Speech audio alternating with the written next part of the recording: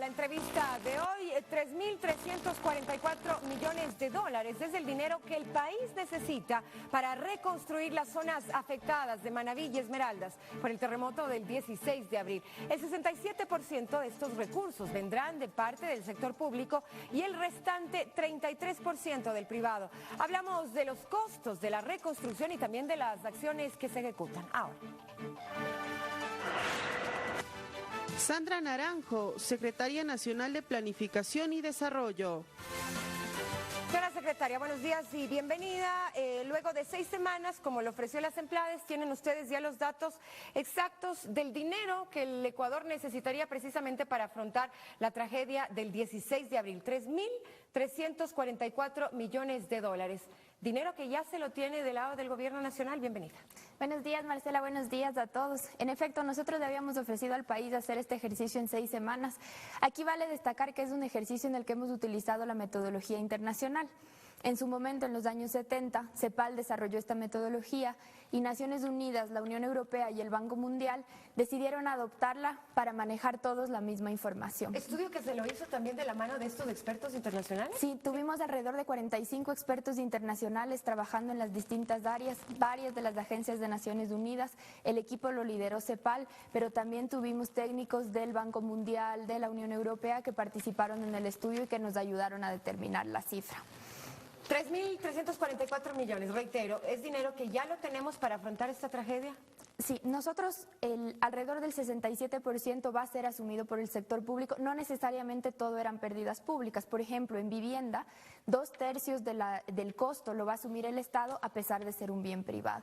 Nosotros tenemos previstas las fuentes de financiamiento para estos 2.253 millones de dólares. ¿Cómo están distribuidas estas fuentes? Entonces tenemos alrededor de 1.000 millones, que es lo que proviene de la ley solidaria, 660 millones de las líneas de contingencia de BID, Banco Mundial y CAF.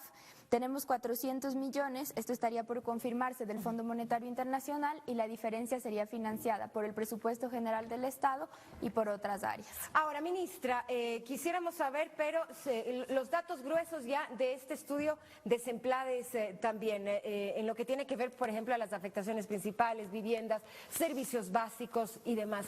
¿Cuáles son los datos que ustedes pudieron recabar de este estudio? Sí, la verdad es que ha sido una verdadera tragedia. Lamentablemente, ante la pérdida de vidas humanas no hay mucho que podamos hacer. Ese dolor se queda con nosotros, nos deja muchas lecciones para mejorar. Pero, por ejemplo, vemos que la afectación en vivienda es de casi 14.000 viviendas urbanas que están entre colapsadas o que están en riesgo y que no sabemos si vamos a tener que demoler o no. 15.710 en el sector rural. En el caso de escuelas son 875 escuelas afectadas, 51 establecimientos de salud. En el caso de infraestructura son 83 kilómetros de vía, el puerto, el aeropuerto. Aquí hay que incluir además la red vial provincial, que también fue afectada. Eso es parte de la prefectura, y el impacto a nivel macroeconómico es de menos 0.7 puntos porcentuales del PIB. Este es el efecto únicamente del terremoto, asumiendo que no hay políticas activas. Queríamos un poco aislar cuál es el efecto del terremoto únicamente. Lo que quiere decir entonces, ministra, que este 0.7% repercutirá directamente ya en las cifras económicas y en el crecimiento económico del país. ¿Podría ser negativo a propósito de la magnitud del terremoto y de todo lo que se ha vivido en Manabí? Sí, la variación es de menos 0.7 puntos porcentuales. Insisto, es el efecto sin políticas activas. Ajá. Evidentemente, mientras más rápido se inyecta el dinero a la economía para la reconstrucción, más rápido, digamos, podría reactivarse la economía, y eso es un poco lo que estamos buscando. Son 22.000 puestos de trabajo que se perdieron. Entonces es urgente, y de ahí la necesidad de buscar las fuentes de financiamiento cuanto antes para empezar la reactivación económica. Quedémonos en los servicios afectados, ministra. Usted hablaba de 875 escuelas, más o menos, y 51 servicios de salud que se han visto afectados.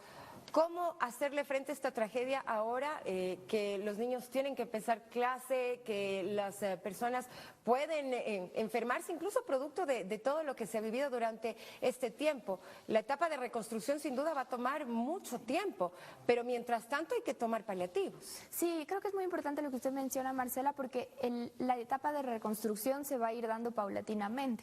Muy importante, tenemos como meta que el 100% de los niños regresen al colegio hasta el 4 de julio.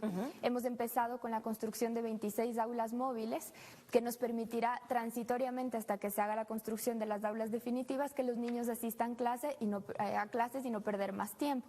En el caso de salud se ha estabilizado con los hospitales móviles, se ha tratado, digamos, de dar funcionalidad a aquellos que fueron afectados para nuevamente, sin afectar a la ciudadanía, ir construyendo de a poco los nuevos hospitales. Se habla también de puertos y aeropuertos, todo este rubro de infraestructura afectada. Y en este sentido, quisiera preguntarle, ministra, de toda esta infraestructura pública que se ha visto seriamente lesionada a propósito del terremoto, ¿qué se hizo durante este gobierno y qué venía también de anteriores gobiernos para darnos cuenta también un poco de cómo estaban funcionando este tipo de infraestructura? Bueno, hay buenas noticias, varias de la infraestructura pública resistió muy bien. Un ejemplo fue el puente Bahía-San Vicente, había sido construido por el Cuerpo de Ingenieros del Ejército, ya se hizo la evaluación estructural y ahí no hay afectaciones. Me parece que hay algunas afectaciones menores en el caso del aeropuerto. En la terminal eso sí va a tener que construirse nuevamente, están evaluando la pista, la torre de control que era de varios años, esa sí se cayó. Hay cierta afectación en el puerto que la están evaluando igual, pero en términos generales la infraestructura pública ha resistido bastante bien. Y ahí la importancia nuevamente de cumplir con los estándares, de que sean sismorresistentes. Y ahí yo vi con muy buenos ojos la actitud de los alcaldes también, el reconocer la importancia de ser muy rigurosos, por ejemplo, al momento de aprobar las normas de construcción. Y algo que es importante es que de la reconstrucción la vamos a poder hacer todos juntos. El sector público tiene un rol importante, el sector privado tiene un rol fundamental y la ciudadanía también, de que, por ejemplo, los padres de a poco vayan enviando a los hijos a la escuela. Entiendo que en algunos casos existe la preocupación de que haya una nueva réplica, de tener a los niños lejos, pero de a poco hay que ir devolviendo la funcionalidad al territorio. Usted decía, ha resistido bien la infraestructura pública, pero de acuerdo a las cifras presentadas por Semplades es un 26%, que no es una cifra menor, ministra.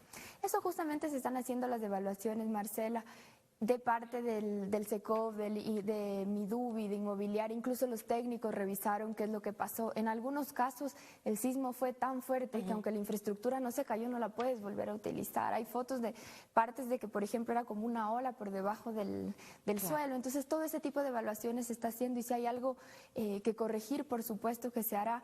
En términos generales, las obras grandes, les daba el ejemplo del puente Bahía-San Vicente, resistieron bien. Sin embargo, haremos todas las evaluaciones que sean pertinentes para asegurarnos que eso no vuelva a ocurrir. No, y además prudente en realidad hacerlo de esa manera, las evaluaciones para impedir que personas utilicen esta infraestructura si es que hay algún riesgo, no únicamente de la infraestructura, sino también de alrededor, que es importante, ¿no? Exactamente, lo más importante es precautelar la vida de la población y en eso el Midubi ha desplegado un grupo importante de gente, ha sido acompañado de personas, por ejemplo, técnicos de Naciones Unidas que han tenido experiencia en esto y eso es lo que nos ha permitido, entre otras cosas, identificar un número de viviendas que, por ejemplo, están en riesgo, que podrían colapsar y eso es precisamente lo que necesitamos. Quisiéramos saber también qué porcentaje de la infraestructura pública fue asegurada. Por ley deberían estar. Y en este sentido, esto no debería representar un gasto adicional para el Estado ecuatoriano. Sí, justamente se está haciendo la evaluación, el Ministerio Coordinador de Política Económica es el responsable. Al momento no tenemos todavía toda la información, por eso es que al momento que yo les presentaba el financiamiento decía Presupuesto General del Estado y otros. De todas maneras, la ley se envió de tal manera que el IVA es hasta un año. Es decir, si es mucho mayor la cifra que se puede recuperar por seguros o si existen otras fuentes de financiamiento, eso podría variar. Pero al momento, esta es la información con la que contamos. El corte está hecho al 27 de mayo y en función de eso es lo que se ha hecho la planificación. Bueno, y es un dinero realmente que da cuenta también de la magnitud de la tragedia. Sí, la verdad es que insisto, las pérdidas humanas son lamentables y estando allá uno siente el dolor de esa gente y de ahí la urgencia de actuar como gobierno, como ciudadanos, de todos poner el hombro para poder salir de esto lo antes posible. Las pérdidas de vidas humanas son irreparables, pero al menos en lo posible tratar de devolver la funcionalidad, que vuelvan a tener sus casas, que tengan dentro de lo posible la vida normal lo antes lo antes que se pueda, ¿no? Exactamente. Bueno, ministra, le agradecemos mucho por los datos proporcionados. Estaremos refiriéndonos también ya a las acciones de reconstrucción que se llevan a cabo en Manabí y también en Esmeralda. 7:13, una pausa y regresamos con más información.